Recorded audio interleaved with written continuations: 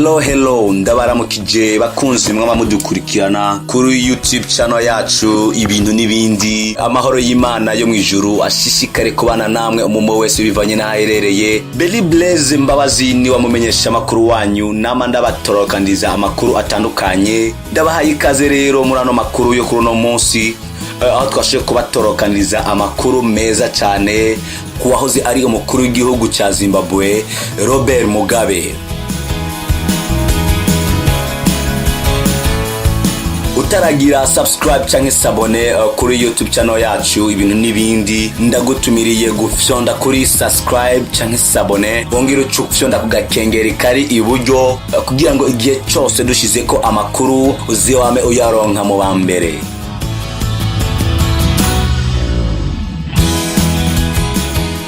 Ego nkuko twadoje kubamenyesha rero uyu munsi reka tubashikirize amakuru canke ibintu 10 twashoboye kwegeranya ukwiye kumenya kuwahoze ari umukuru w'igihugu cya Zimbabwe Robert MUGABE. Mukanya turagarutse muri studio kugira ngo tubashikirize ibintu 10 mukwiye kumenya byaranze ubuzima bwa Robert MUGABE.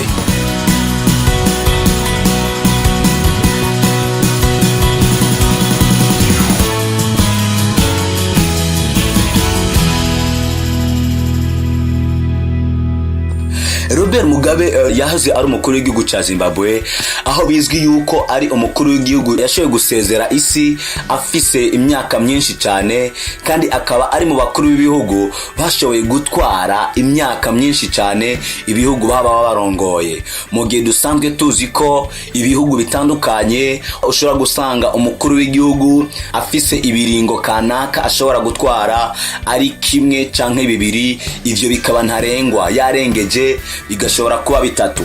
Ariko Robert MUGABE yashoboye gutwara imyaka irenga 30 mu yandi majambo twavuga yuko ari nka generation yose.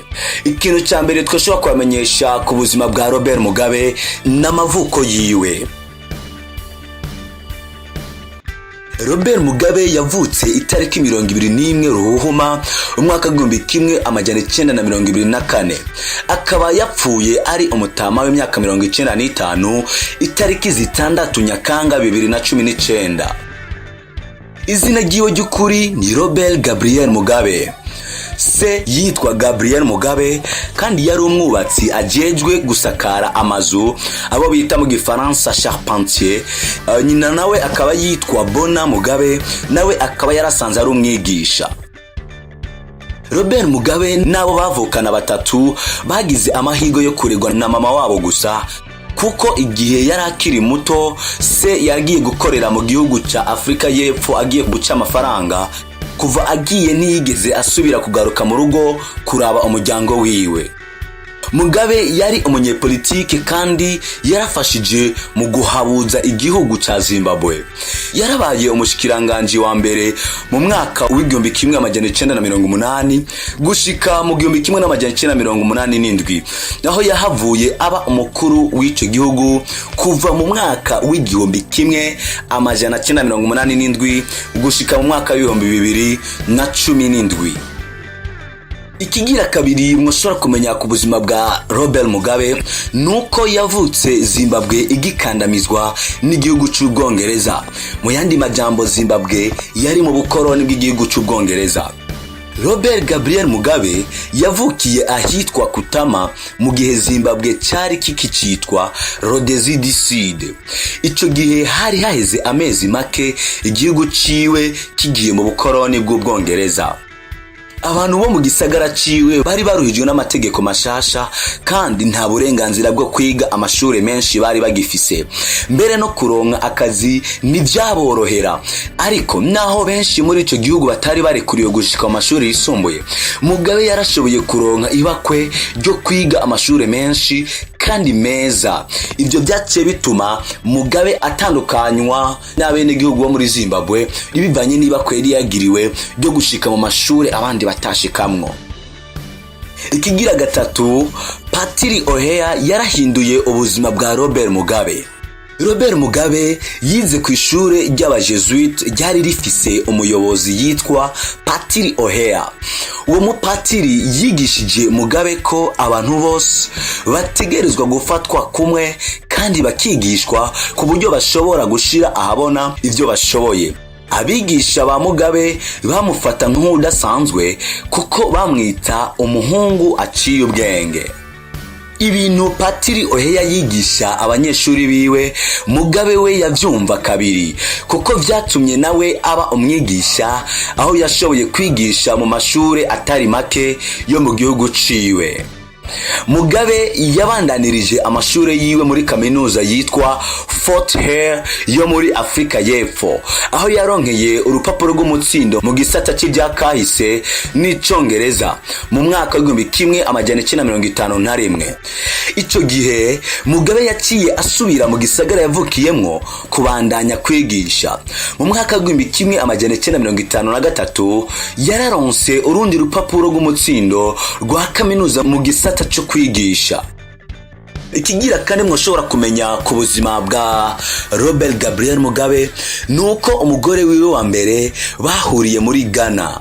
Mu mwaka w'1958 Mugabe yagiye kwigisha mu gihugu ca Ghana ku ishure ryitwa Takoradi Teacher Training College, aho yahuriye n'uwundi mwigisha yitwa Sally Francesca Highfront yavutse itariki 6 Ruheshi mu mwaka w'1931. Sally na Mugabe barakunda kuyaga ku majambo ya Kwame Nkrumah yashoboye gushikana Ghana ku ntahe yo kwikukira mu mwaka w'1957. Ikiganiro cabo nticagarukira muri politike gusa kuko ubucuti bwabo bwarakomeye, baca baba abakunzi. Saraha ariwe Sally yarakurikiye Mugabe mu gihugu ca Zimbabwe avuye muri Ghana, aho baciye bubakana mu kwezi kwandamukiza mu mwaka w'1961. Inyuma y'imyaka 2 bararonse umwana yitwa Namozenyika, ariko uwo munezero wamaze umwanya urumerumara kuko inyuma y'imyaka 3 gusa yaciye ahitsanwa n'ingwara yo mu bwonko. Uwo mugore wa Mugabe nawe yahitanywe n'ingwara y'amafyigo mu mwaka w'1992. Ikigira gatanu woshobora kumenya ku buzima bwa Robert Mugabe ni imigenderanire yiwe na Grace Marufu.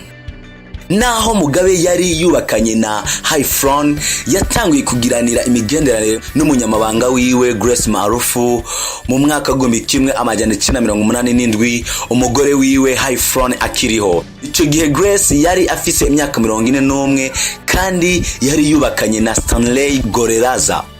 Iyo migenderanire yarakomeye kuko Grace yahavuye avyarana na Mugabe umwana w'umukobwa yitwa Bona mu mwaka w'1988 n'ubundi w'umuhungu yitwa Robert mu mwaka w'1990.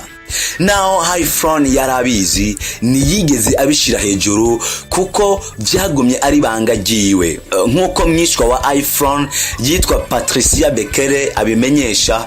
Akaba yavuze ngo Highfront ntiyigeze anezerezwa n'imigenderanire ya Mugabe na Grace, ariko yarafise ibanga rikomeye kuko yama avuga ati ubwire ugutwi kwawe ko ufise ibibazo mu rugo rwawe, ariko ntuze wigere umaramaza umugabo wawe. Murumva ko yari umugore wibanga ashoboye ivyo benshi batoshobora muri kino gihe. Ikigira gatandatu twoshobora kubamenyesha mu vyaranze ubuzima canke amateka ya Robert Mugabe nuko yigeze kumara imyaka 10 mu gasho. Mu mwaka w'1964 Mugabe yaciriwe gufungwa imyaka 10 yagirizwa kugarariza intwaro y'abazungu bahonyanga abirabure. Amaze kurekugwa yaciye aba umukuru w'umuhari ugwanya iyo ntwaro witwa Zimbabwe African National Union mu mfunyapfunyo ZANU. Mugabe amaze gutsinda amatora y'intahe yo kwikukira mu mwaka w'1980 yaciye aba umushikiranganji wa mbere. Mu mwaka w'1987 ibwirizwa nshingiro rihindutse, Mugabe niwe yaciye aba umukuru w'igihugu wa mbere, yakuyeho intwaro ya gahotoro. Zimbabwe iba irinjiye mu ntwaro ya demokrasi, aho umurongozi w'igihugu atogwa biciye mu matora. Ikigira indwi mwoshobora kumenya ku mateka yaranze ubuzima bwiwe nuko yashyizeho amategeko agenga amatongo. Mu mwaka w'igihumbi kimwe amajana 1998 Mugabe yashyizeho amategeko agenga amatongo, aho abazungu bategerezwa gusubiza abirabure amatongo yahoze arayabo. Mugabe yaciye arekurira agatotezo kakorerwa abazungu n'abatavuga rumwe nawe. Ivyo byatumye Zimbabwe igira ishusho mbi mu makungu gushika naho mu mwaka w'2001 ishira hamwe mpuzamakungu ONU yafatiye ibihano ico gihugu kuko hari ihonyangwa rikomeye ry'agateka kazina muntu, mu gihe abazungu n'abatavuga rumwe n'umugambwe wa Robert Mugabe atajambo bari bafise muri ico gihugu. Bakozi mudukurikirana kuri YouTube channel yacu Ibintu n'ibindi, ikigira 8 mwoshobora kumenya mu Vyaranze amateka ya Robert Mugabe nuko yashoboye kuja i Buraya kandi ataburenganzira abifitiye. Byagenze gute? Igihe Papa François yimikwa mu mwaka wa 2013 Mugabe yari mu gitigiri cy'abantu bafatiwe ibihano byo kudahonyoza ibirenge mu bihugu vya Buraya bivanye nuko ishiramwe mpuzamakungu ONU yari yafatiye ibihano igihugu ca Zimbabwe. Ariko yarashoboye gushika mu Butaliyano mu birori byo kwimika uwo mupapa mushasha. Yakoresheje amayeri yiwe gushika aho ashika muri ico gihugu c'Ubutaliyano, baza kubimenya yamaze guhonyoza ibirenge vyiyo ku butaka bw'igihugu c'Ubutaliyano. Murumva ko Robert Mugabe kuva kera yarasanzwe ari umugabo w'incabwenge. Ikigira 9 mushobora kumenya ku buzima bwa Robert Mugabe. Mu gihugu ca Namibia hari ibarabara ryitiriwe Robert Mugabe. Ku mugwa mukuru Windhoek w'igihugu ca Namibia hari ibarabara rikomeye ryitiriwe Robert Mugabe. Iryo barabara rica hagati mu gisagara ca Windhoek kandi rihuza ibibanza bikomakomeye vya Namibia. Aho twavuga sentare nkuru y'igihugu, ibibuga vy'inama nshingamateka hamwe n'ubuserukizi bwinshi bw'ibindi bihugu. Ikigira 10 ari naco cyanyuma mu kumenya ku buzima bwa Robert Mugabe ni n'inkuru y'umubabaro ivuga ku rupfu rwiwe. Umuntu naho yoba ukomeye gute kandi akamenyekana hirya no hino kw'isi yose akabicamamare, urupfu ntirumugera umutwe.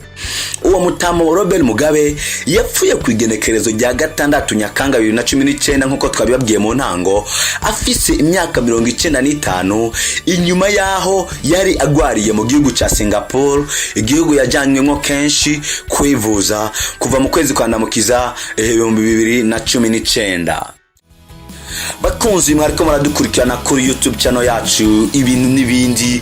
Aha niho amakuru yacu twabateguriye kubijanye n'ubuzima bwa Robert Gabriel Mugabe yahoze arongoye igihugu ca Zimbabwe agarukiye. Belly-Blaise mbabazi njene ko ndabashikiriza. Ntiwibagire gusiga ufyonze kuri like canke j'aime no kuri s'abonner canke subscribe no kugakengera kugira ngo wame uronka amakuru tubashikiriza imisi yose. Ikindi ntiwibagire gupartage ano makuru canke kuyasangiza abagenzi bawe ngo nabo bashobore kuyakurikirana biboroheye. Aya n'ayandi tuzosubira. Imana yo mwijuru ikuzigame cyane naho butaha. Ciao.